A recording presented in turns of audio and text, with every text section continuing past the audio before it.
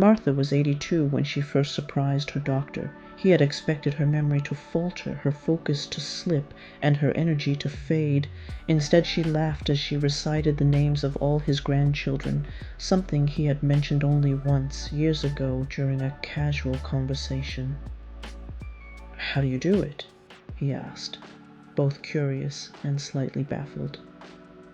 Martha leaned in, her eyes twinkling like a child sharing a secret. "Simple," she said. "I treat my brain like an honored guest. I feed it well, keep it busy, and never let it sit alone for too long." She believed the brain wasn't something to be feared with age, but something to be cared for, the way you might tend a beloved garden. And just like a garden, it needed daily rituals, small, steady acts of attention that kept it blooming. Here are the 5 rituals Martha lived by. Perhaps like her, you'll find them useful too. 1. Morning reading ritual.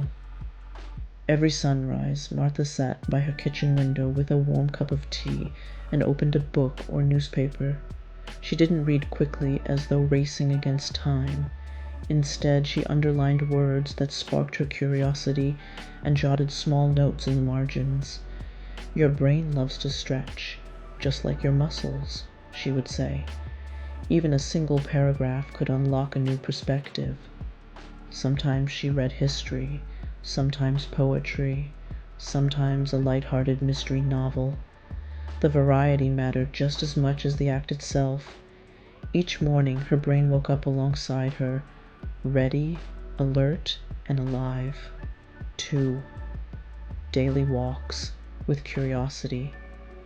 Her neighbors often saw her strolling slowly down the street, not briskly for exercise, but with a childlike sense of wonder. Martha noticed things others overlooked: the sound of a woodpecker tapping, the patterns of cracks in the sidewalk, the way the scent of roses carried farther on windy days. "When you walk with curiosity," Martha said, "your brain files away new treasures every day." Doctors might call it mental stimulation. Martha simply called it noticing life.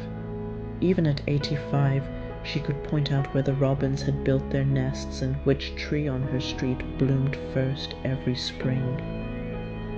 3. Conversations, not just chatter.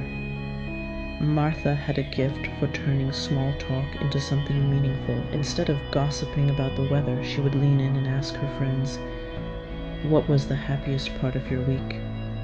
Or, "What dream do you still carry in your heart?" Her friends loved her for it. They said time with her felt like food for the soul, but Martha knew it was food for her brain too. Deep listening, she believed, kept her sharp. Conversations weren't just about filling silence. They were about trading pieces of wisdom and keeping the mind engaged. Even when she was tired, she made time for connection. Loneliness, she often warned, shrinks the brain faster than age. 4. Puzzles with purpose. Crosswords, number games, and riddles filled her coffee table. But Martha didn't stop there. She wrote little poems for herself, played memory games with her grandson, and even tried to learn a new card trick at 87. "The point isn't to win," she said with a grin. "It's to keep the spark alive." Whenever she stumbled on a tricky puzzle, she welcomed the challenge. To her, struggling wasn't a failure. It was proof that her mind was still reaching, still growing. She often reminded others that the brain loved effort just as much as success.